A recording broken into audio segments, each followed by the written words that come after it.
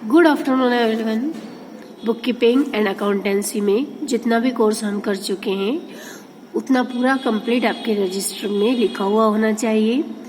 जितने चैप्टर हमारे कंप्लीट हो चुके हैं उनके थ्योरी और उनके सारे सवाल, जितने भी सवालों को हमने किया है और जितने आपने भी किए हैं, तो उन सब सवालों को अपने रजिस्टर में लिख करके और आप उनकी फ़ोटोज़ मुझे सेंड कीजिए, या यदि आप थ्योरी की लर्निंग करते हैं तो उसकी वीडियोस भी बनाकर सेंड कीजिए। ये सब आपके इंटरनल मार्किंग में बहुत महत्वपूर्ण है, इसलिए आप लोगों को बार बार ये बात कही जाती है कि आप अपने रजिस्टर को कंप्लीट कीजिए और आप अपने जो भी लर्निंग कर रहे हैं, स्टडी कर रहे हैं, उसकी भी अपडेट आप देते रहिए। तो आइए अब हम हमारी स्टडी में देखते हैं। हमारा चैप्टर चल रहा है रेक्टिफिकेशन ऑफ एरर। जो रेक्टिफिकेशन ऑफ एरर मतलब त्रुटियों का सुधार चैप्टर हमने किया था, उसमें हमने सस्पेंस अकाउंट बनाना देखा था। खातों के जो हम एरर्स होती है उसको सुधारते हैं। अकाउंट में ही हम उसे जो गलत एंट्री हो चुकी होती है उसे ठीक करके और खाते बना करके उसकी सही पोस्टिंग कर दी जाती है। इसके बाद हमने देखा था जो हम सस्पेंस अकाउंट क्रिएट करते हैं जब हमारे ट्रायल बैलेंस का टोटल नहीं टैली होता है तो सस्पेंस अकाउंट में से जो अमाउंट की हम एरर्स ठीक कर देते हैं और उसके बाद में जब हम सस्पेंस अकाउंट बना लेते हैं तो वो एरर्स पूरी कंप्लीट ठीक हो गई ऐसा माना जाता है और उसका कुछ भी बैलेंस नहीं बच रहा है, इसका मतलब हमारी कंप्लीट हमने एरर को सुधार लिया। टू साइडेड एरर्स जो होती है उसको सुधारने के लिए हमें कौन कौन सी बातों का विशेष रूप से ध्यान रखना चाहिए। रेक्टिफिकेशन ऑफ टू साइडेड और डबल साइडेड एरर्स, इसमें 3 प्रमुख बातें मैंने आपको बताई हुई है। To know the incorrect entry made, मतलब जो आपको गलत एंट्री कर दी गई है उसका बारे में पूरा नॉलेज लेना या पूरी उसके बारे में जानकारी लेना। To know the correct entry which should have been made, जो सही एंट्री होनी चाहिए थी वो एंट्री यहाँ पे हमें समझनी होगी। और थर्ड स्टेप पर to know the rectifying entry which may correct the error is this error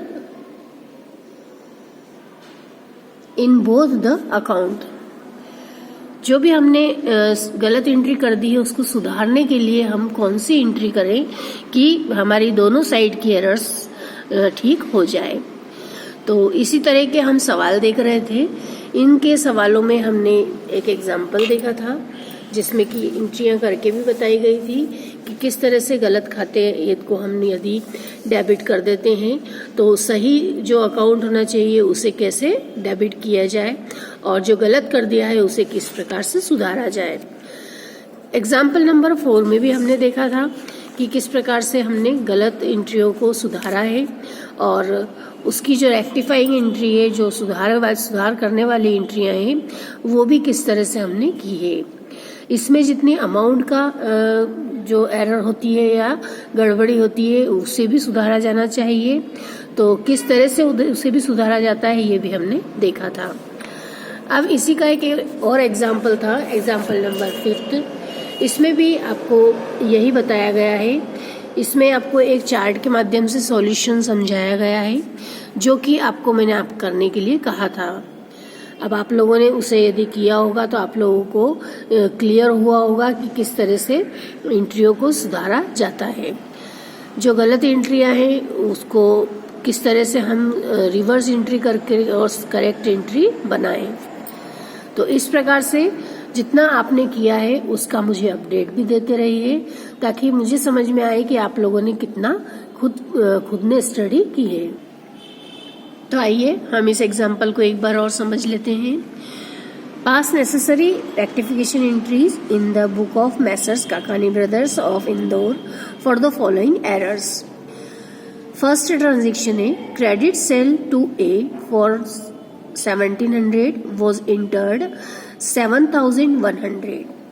means यहाँ पर हमने जो गलती की है, जो एरर हुई है, वो अमाउंट की एरर भी है और अकाउंट की एरर भी है। क्रेडिट सेल्स हमने किया था ए को जो कि 1700 रुपये था, लेकिन उससे 7100 रुपये लिख दिया गया। अब हमने उधार माल बेचा है, क्रेडिट सेल्स किया है, तो जो इन्होंने रॉन्ग एंट्री की है वो ए डेबिट टू सेल्स लिखा है और 7,100 रुपये लिख दिया गया। यहाँ पे अमाउंट की ही सिर्फ एक एरर इसमें दिखाई है। इसकी जो रिवर्स एंट्री है जो हमें सुधारना होगा, सेल्स को हमने क्रेडिट करते हैं तो क्रेडिट ही किया है, परंतु हमने अमाउंट की यहाँ पर गलती कर दी है, इसलिए जो इसकी रिवर्स एंट्री होगी वो हमें सेल्स अकाउंट को डेबिट करना होगा और टू ए। इसकी जो करेक्ट एंट्री बननी चाहिए थी वो है ए डेबिट टू सेल्स 1,700 रुपये। अब इसकी हम किस तरह से सुधार करेंगे वो रेक्टिफाइंग एंट्री में है। जो हमें सुधारना है वो सेल्स अकाउंट को डेबिट करना होगा और टू ए, इसमें जो अमाउंट की गड़बड़ी वो 7,100 में से 1,700 के अमाउंट की तो हमने सही एंट्री हो गई है, मतलब उसको कर लिया है, लेकिन जो सेल्स की हमने गलत अमाउंट एंट्री करी है वो 5400 से करी है, 5,400 से। तो वो एंट्री हमें रिवर्स एंट्री के माध्यम से सुधारना होगा। तो सेल्स अकाउंट को डेबिट कर दिया जाएगा 5,400 से टू ए। तो इस प्रकार से ही जो रेक्टिफाइंग एंट्री है इसके द्वारा हमने जो हमारी भूल थी उसे हमने सुधार लिया।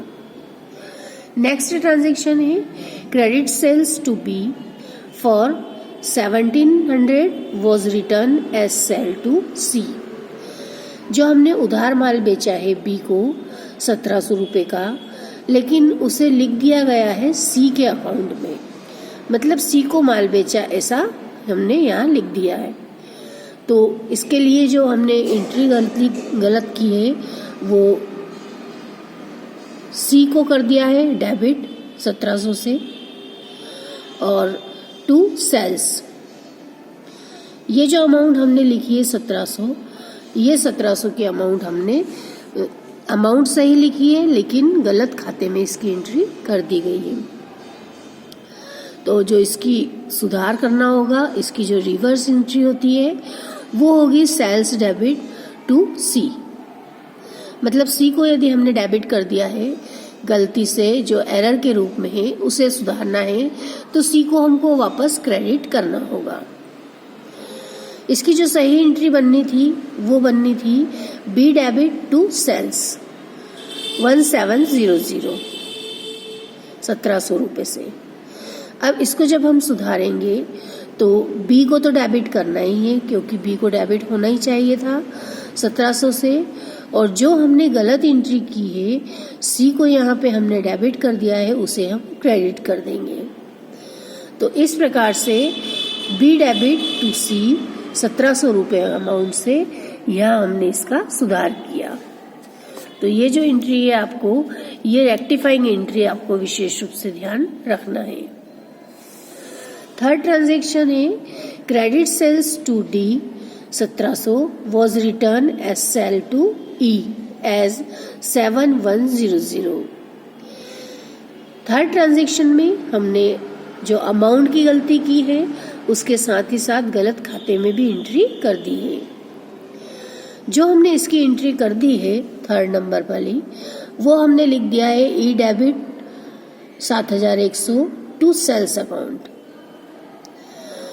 जबकि इसकी सही एंट्री क्या होनी चाहिए थी, डी को माल बेचा है तो डी डेबिट टू सेल्स, यह एंट्री होनी चाहिए थी।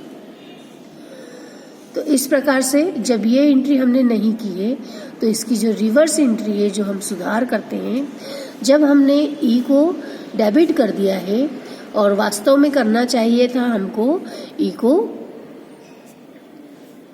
माल बेचा ही नहीं है तो ई का नाम आना ही नहीं चाहिए था, और माल हमने बेचा है डी को, इसलिए डी को माल हम बेचेंगे, यह एंट्री हमें करनी चाहिए थी।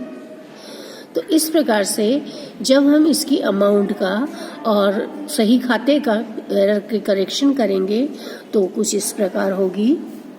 इस प्रकार हमारी जो डी एंट्री सही होनी चाहिए वो है डी डेबिट टू सेल्स 1,700 रुपये की अमाउंट से, लेकिन चूंकि हम उसे ई के खाते में बेच चुके हैं इसलिए उसको सुधार की जो एंट्री है रेक्टिफाइंग एंट्री, उसमें ई को हमको क्रेडिट करना होगा 7100 से, और जो सेल्स अकाउंट को हमने गलत अमाउंट से क्रेडिट कर दिया था, तो उसे जब हम डेबिट करेंगे, जो बैलेंसिंग अमाउंट है मतलब 1700 तो डी केस में जाना ही चाहिए, जो कि सही एंट्री है, और जो उसकी बची हुई रिमेनिंग अमाउंट है 7100 में से जब 1700 माइनस किए तो 5400 के अमाउंट से सी को वापस हम डेबिट करेंगे, सेल्स अकाउंट को डेबिट करेंगे।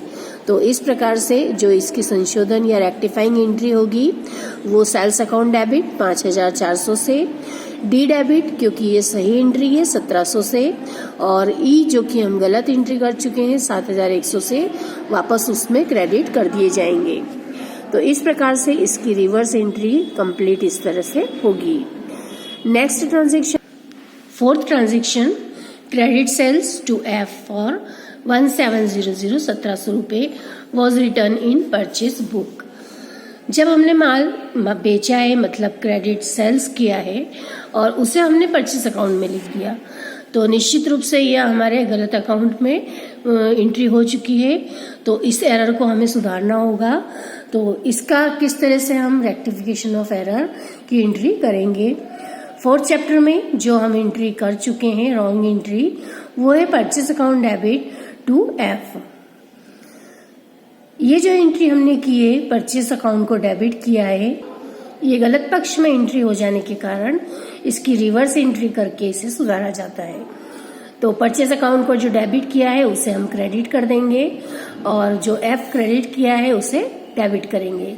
रिवर्स एंट्री के माध्यम से इसे हमने बताया, F debit to purchase account. अब इसकी जो सही एंट्री होनी चाहिए थी वो होनी चाहिए थी F account debit to sales account. Amount यहाँ पर 1700 है और 1700 ही उन्होंने गलत अकाउंट में डाली है।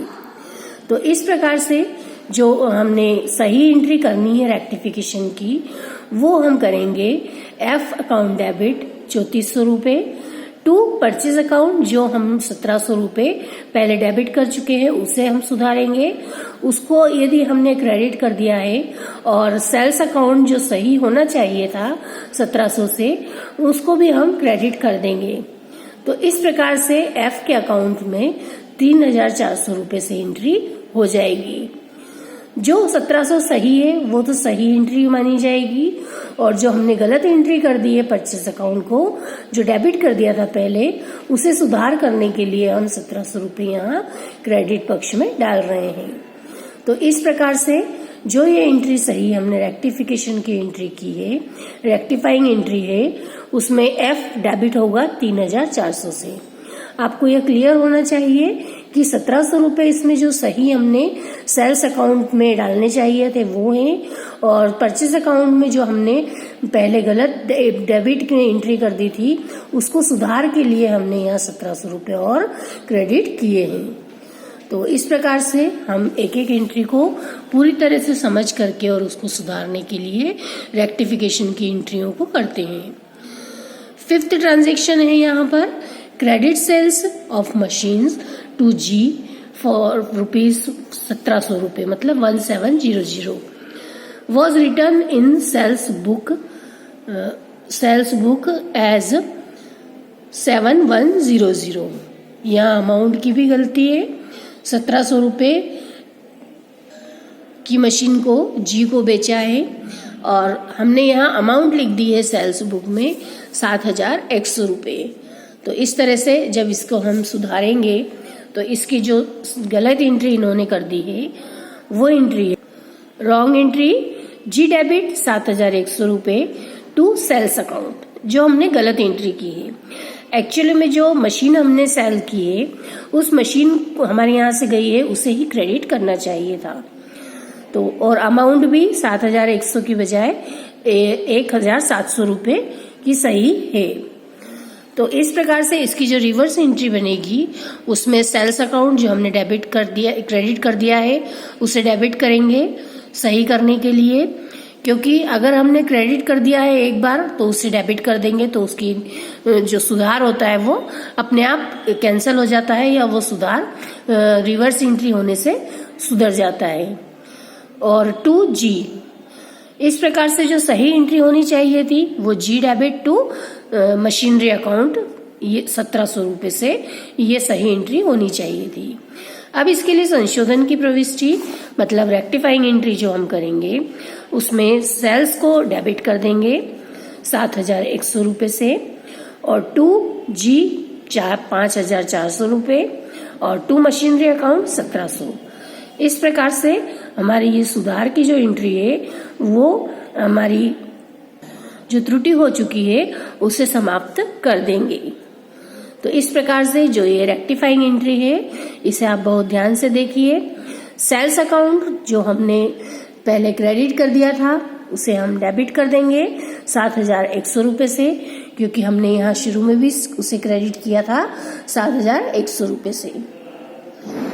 जो क्रेडिट होने वाली दोनों अकाउंट हैं वो 2G 5400 जो कि डिफरेंस के अमाउंट से होगी और 2 मशीनरी जो वास्तव में सही एंट्री होनी चाहिए थी। तो 2 मशीनरी अकाउंट 1700 रुपये से इसे क्रेडिट करेंगे। इसके बाद जो नेक्स्ट ट्रांजेक्शन है cash sales to H for 1700 रुपये was return as 7,100 rupees cash sales के लिख दिए गए, जबकि एक्चुअल में थे वो 1700 रुपये 1700। इस प्रकार से जो हमने यहाँ रॉन्ग अमाउंट की एंट्री कर दी है उसे सुधारना होगा। इसकी जो रॉन्ग एंट्री हम कर चुके हैं वो है cash account debit to sales 7,100 rupees. तो उसे सुधारने के लिए हमें इसकी रिवर्स एंट्री करनी होगी। रिवर्स एंट्री मतलब विपरीत प्रविष्टि। हम सेल्स अकाउंट को डेबिट करेंगे और कैश अकाउंट को क्रेडिट करेंगे। तो इस प्रकार से जो इसकी सही एंट्री होनी चाहिए थी वो cash account debit to sales account. इसमें अमाउंट 1700 से सही एंट्री होनी चाहिए। तो जो हम गलत एंट्री कर चुके हैं उसकी जो अमाउंट है उसकी अमाउंट में से इस अमाउंट को माइनस कर दिया जाएगा 1700 को। तो जितने का हमें सुधार करना है उतनी अमाउंट हमारे पास मिल जाएगी। इस प्रकार 7100 में से 1700 रुपये जब माइनस होंगे तो वो 5400 रुपये की अमाउंट होगी। एंट्री हम सुधारेंगे, सेल्स अकाउंट हम डेबिट कर देंगे और 2 कैश अकाउंट 5400 से। Next transaction 7 number bills receivable received from J rupees 1700 was written in bills payable book। Bills payable book में हमने गलत लिख दिया है और जो होना चाहिए था बिल्स रिसीवेबल में। अमाउंट है 1700। तो इसकी जो रेक्टिफिकेशन की एंट्री हम करेंगे उसमें सबसे पहले हम ये देखेंगे कि हमने क्या गलत एंट्री कर दी है। हमने J अकाउंट को डेबिट कर दिया है। J डेबिट किया है 1700 से, 2 बिल्स पेबल अकाउंट क्रेडिट किया है।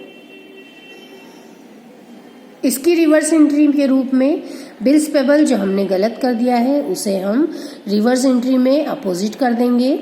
तो bills payable account debit 1700 to J। अब इसकी जो एक्चुअल सही एंट्री होनी चाहिए थी वो होनी चाहिए थी बिल्स पेबल अकाउंट डेबिट 1700 रुपये टू J। तो इस तरह से अब जो हम सुधारेंगे इससे, तो सुधारने के लिए bills receivable account debit 1700, bills payable जो 1700 गलत लिख दिए गए हैं वो 1700 रुपये और 2J टोटल अमाउंट जो 3400 की आएगी वो J के अकाउंट में भेज दी जाएगी। तो इस प्रकार से इस त्रुटि का सुधार हो जाएगा। Next transaction goods bought for cash from K rupees 1700 was return in 7100। जो हमने माल खरीदा है, नगद माल खरीदा, गुड्स बॉट फॉर कैश के से जो हमने 1700 रुपये का माल खरीदा वो 7100 का लिखा गया। तो इस प्रकार से इसकी जो एंट्री होगी, जो रॉन्ग एंट्री हम कर चुके हैं वो हमने किया है purchase account debit 7,100 to cash account 7,100। इसके रिवर्स एंट्री करके उसे सुधारा जाता है। कैश अकाउंट डेबिट कर देंगे और टू परचेज अकाउंट 7,100। इसकी एक्चुअल जो एंट्री होनी चाहिए थी सही, वो है purchase account debit 1,700 rupees to cash account, same amount 1,700 से। तो इस प्रकार अब इसको सुधारने के लिए इसकी जो रेक्टिफाइंग एंट्री होगी वो हम सही अमाउंट से करेंगे, जो कि 7,100 में से 1,700 माइनस करके 5,400 रुपीज को कैश अकाउंट जो सही होता है, cash account debit to purchase account 5,400, क्योंकि वास्तव में हमने माल नगद खरीदा है। तो जो हमने कैश पहले क्रेडिट कर दिया था उसे हम यहाँ पर डेबिट कर देंगे, क्योंकि हम रेक्टिफाइंग एंट्री कर रहे हैं, मतलब सुधार की एंट्री कर रहे हैं।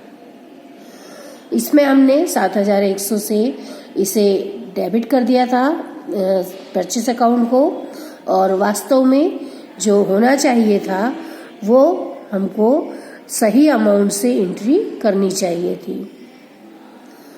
तो इस तरह से ये जो रेक्टिफाइंग एंट्री है इसे आप बहुत ध्यान से समझेंगे। इन सभी एंट्रियों को आपको अच्छे से समझ करके और उसके बाद ही पीछे के जो डबल एंट्री या द्विप्रविष्टि जो हमारी प्रणाली है उसके सिद्धांतों के अनुसार और नियमों के अनुसार समझ करके और उसके बाद ही हमें डबल साइडेड एरर्स की रेक्टिफिकेशन की एंट्रीज करनी होगी। तो जब आप रेक्टिफाइंग एंट्रीज करेंगे तो उसमें आप ये 4 कॉलम को जरूर ध्यान रखेंगे।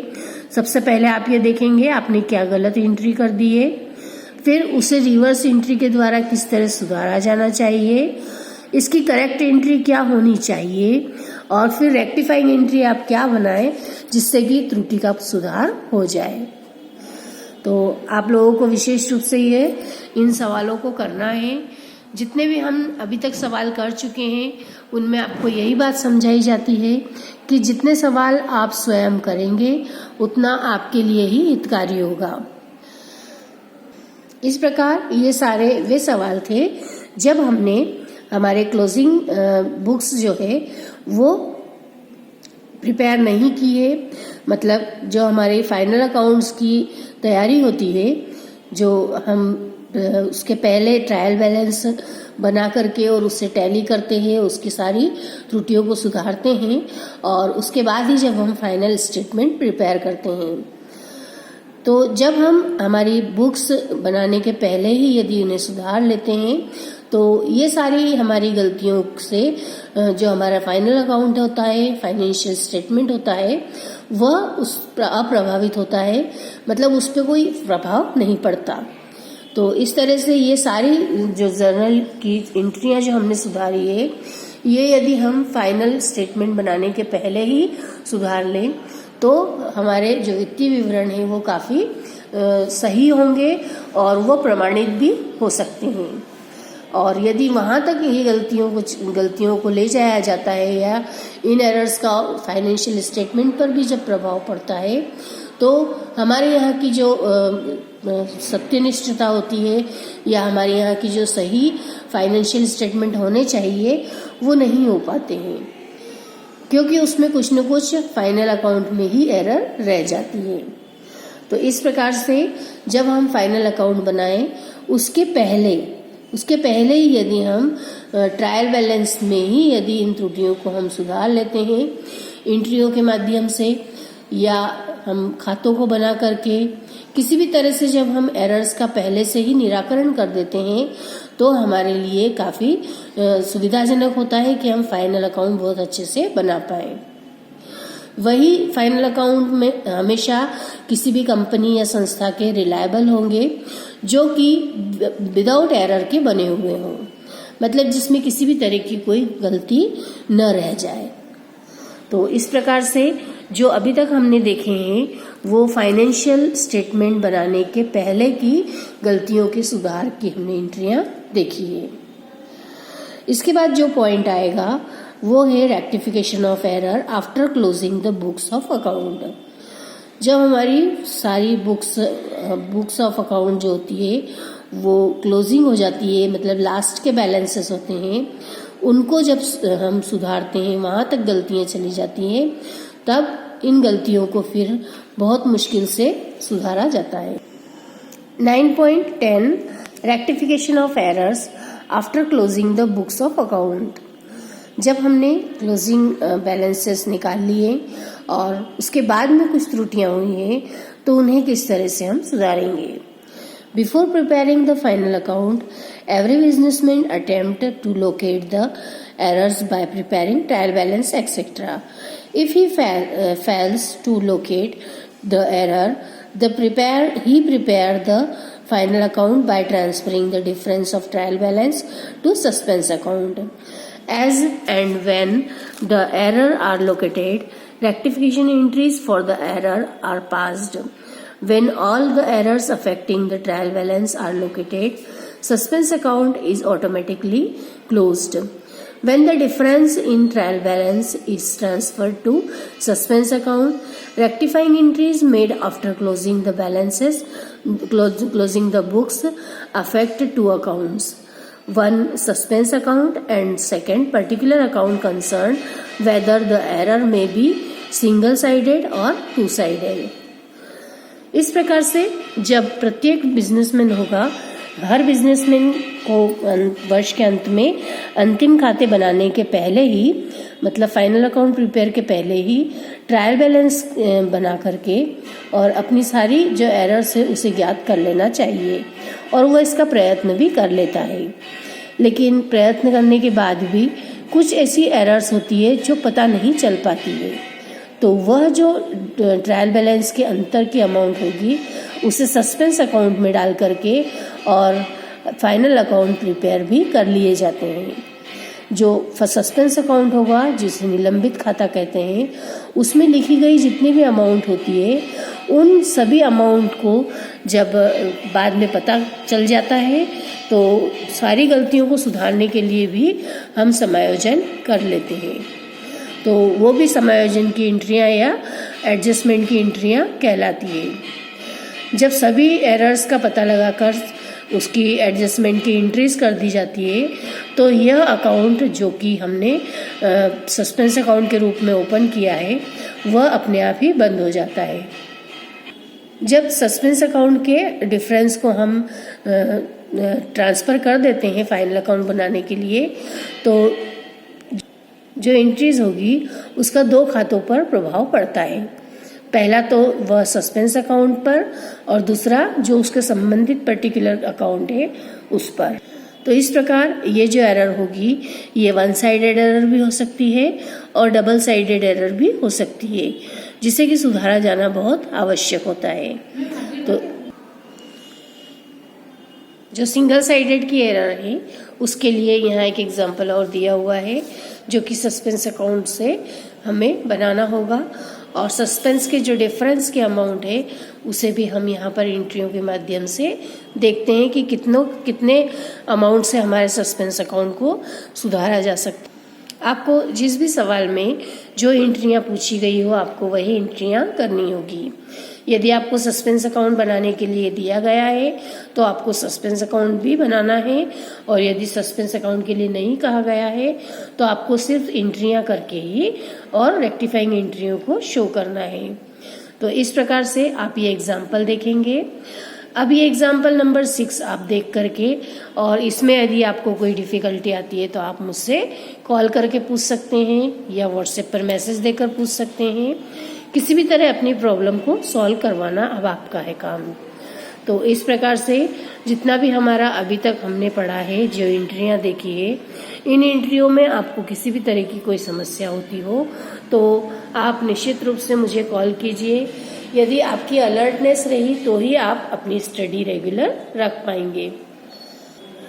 आप जब भी वीडियो देखते हैं तो आपको जो भी इसमें समस्या आती है या जो आपको समझ में आ जाता है सवाल, उसे आप क्लियरली या तो मैसेज दे करके या फिर कॉल करके बता दिया करें। जिससे कि ये पता चलता रहेगा कि आपकी स्टडी भी रेगुलर चल रही है और आपको समझ में भी आ रहा है या आपको प्रॉब्लम आ रही है। तो उसके लिए भी आपको फिर कुछ सजेशन दिए जाएंगे या उसके लिए प्रयास भी किया जाएगा।